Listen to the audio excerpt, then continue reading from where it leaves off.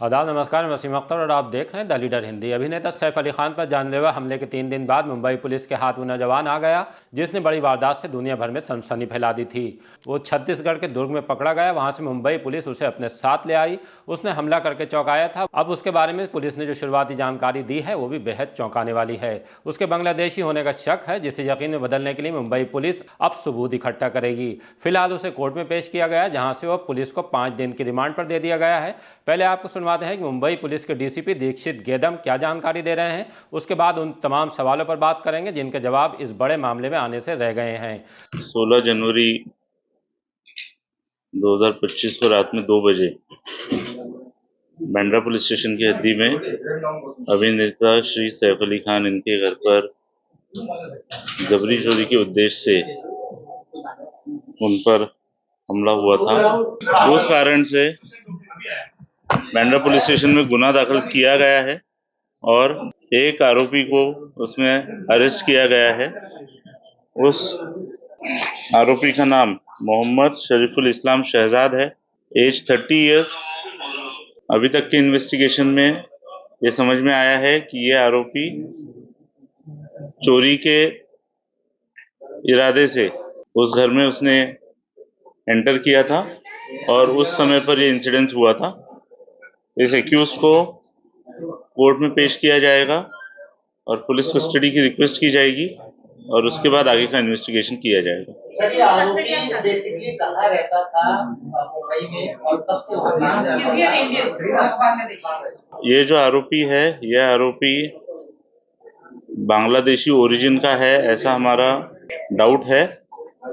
इसीलिए इस केस में एप्रोप्रिएट सेक्शंस की वाड़ की गई है और उस हिसाब से आगे का इन्वेस्टिगेशन किया जा रहा है। किन सेक्शंस को, पासपोर्ट एक्ट में या फिर पासपोर्ट एक्ट के रेलेवेंट सेक्शंस में रेलेवेंट सेक्शंस इसमें अप्लाई किए गए हैं। उसकी डिटेल्स हम प्रेस नोट से आपसे शेयर कर रहे हैं। और क्या इसके पहले वहां जा चुका था जिस तरीके से चढ़ा है? अभी तक ऐसा कुछ इन्वेस्टिगेशन में निष्पन्न नहीं हुआ है। एक्यूज्ड अरेस्ट होने के बाद हमको काफी कम टाइम अभी तक मिला है। ये चीजें इन्वेस्टिगेशन में निष्पन्न की जाएगी।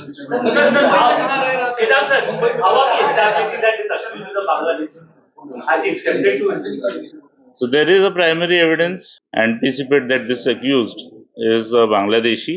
He doesn't have a Indian valid document, and there are some seizures which indicate that he is a Bangladeshi national. अलग-अलग नाम यूज करने की जो बात है उसका कारण क्या था? इसमें प्राइमा फेसी ऐसा लगता है कि ये जो एक्यूज है ये बांग्लादेशी है और इंडिया में एंटर करने के इलीगली एंटर करने के बाद इस एक्यूज ने इसका नाम चेंज किया है। वो एक रीजन हो सकता है। क्या नाम रख के अभी रह रहा था और विजय दास। मुंबई में कहां से रह रहा था सर? ये एक्यूज पिछले 5-6 महीने पहले मुंबई आया है, ऐसा पता चला है। कुछ दिन ये मुंबई में रहा, बाद में मुंबई की विसिनिटी के कुछ टाउन्स में रहा और 15 दिन पहले फिर मुंबई आया है, ऐसा इन्वेस्टिगेशन में पता चला है। क्या काम करता था सर? हाउसकीपिंग एजेंसी में काम करता है। 30 साल के शरीफुल ने अकेले सैफ अली खान के घर पर इतनी बड़ी वारदात कैसे अंजाम दी थी, वो अंदर कैसे दाखिल हुआ, फिर आसानी से बचकर भी निकल आया। अगर वो बांग्लादेश का है तो मुंबई में उसके मददगार कौन है? खुद सुरक्षित रहकर उसने चाकू से सैफ के जिस्म पर इतने गहरे घाव कैसे बनाए, यहाँ तक कि चाकू भी सैफ के जिस्म में पिवस्त होने के बाद टूट गया। पकड़ा गया ये युवक शर्तिया वही है जिसने सैफ पर हमला किया था। खैर, इन तमाम सवालों के जवाब को थोड़ा इंतजार करना होगा। फिल्म अभिनेता सैफ अली खान पर जो हमला हुआ था, उस हमले के करीब 70-72 घंटे बाद अब पुलिस कह रही है कि हमने मुख्य आरोपी को पकड़ लिया है। उसका नाम मोहम्मद शहजाद बता रही है। पुलिस को यह भी शक है कि शायद ये भारतीय नागरिक नहीं है, ये शायद बांग्लादेशी हो सकता है, क्योंकि इसके पास कोई भारत के दस्तावेज नहीं। अब आप सोचिए कि 10-11 वर्षों से केंद्र में बीजेपी की सरकार है, महाराष्ट्र में करीब करीब 2.5 वर्षों से ज्यादा समय से बीजेपी की सरकार है। अगर ये बांग्लादेशी नागरिक है और ये मुंबई में थाने में घूम रहा है, चोरियां कर रहा है, हमले कर रहा है, ये तो हाई प्रोफाइल केस है, इसके लिए ये पता चल गया। अगर किसी आम आदमी क्या हुआ होता तो पता भी नहीं चलता, इतनी फास्ट पुलिस ढूंढती भी नहीं। तो इसका मतलब मुंबई में और महाराष्ट्र में ऐसे कितने बांग्लादेशी रह रहे होंगे, अपराध कर रहे होंगे, चोरी कर रहे होंगे, यहीं रह रहे होंगे, लोगों में घुल मिल गए होंगे।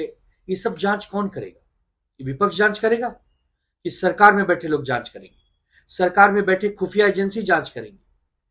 अगर वो सचमुच बांग्लादेशी है तो ये बहुत ही दुर्भाग्यपूर्ण है कि बांग्लादेशी लोग घुसपैठिए हमारे राज्य में आकर हमारे देश के जो कलाकार हैं, वीआईपी हैं, उनके साथ खिलवाड़ कर रहे हैं, उनके जान माल का नुकसान कर रहे हैं।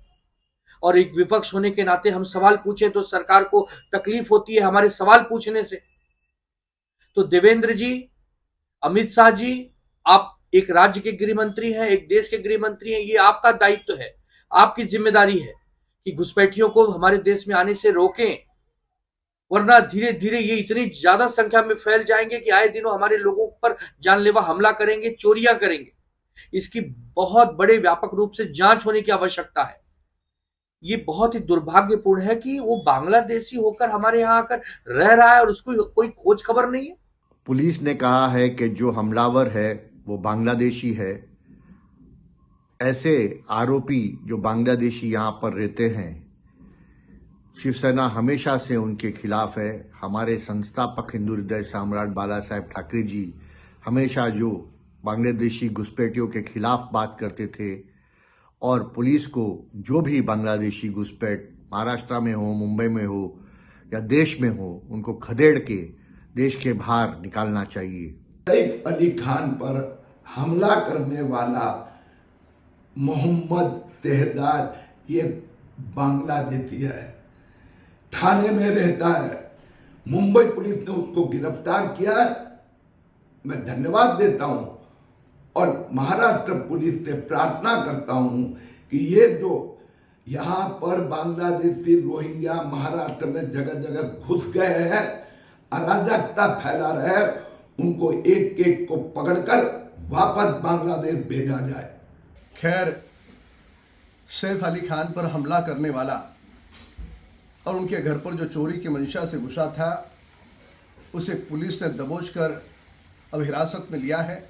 अब तफ्तीश के बाद, सारे तथ्यों को खंगालने के बाद क्या कारण था, वह सभी बातें अब सामने आएगी। पर इस विषय को लेकर के कुछ महत्वपूर्ण बातें सामने आई हैं।